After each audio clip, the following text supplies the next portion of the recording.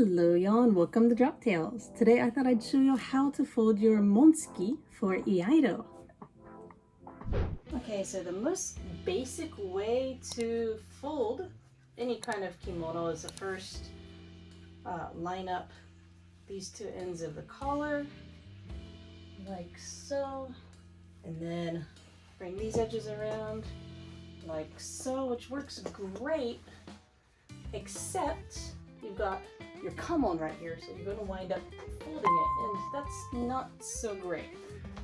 You don't want your kamon to get all messed up or have any weird creases or anything. So the way to fold your Iaido Montsuki, or any Montsuki, even my mother-in-law's Montsuki that she gave me, is folded this way. You can kind of see here there's a line. You're going to fold first this half on the line, and one reason why I chose this summer Montsuki is you can kind of see through it. So you can see the kamon for this side of the chest is on this side of the crease, and you see here on the sleeve there's this crease and also a crease down here.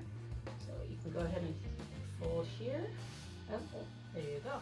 The kamon is nice and smooth.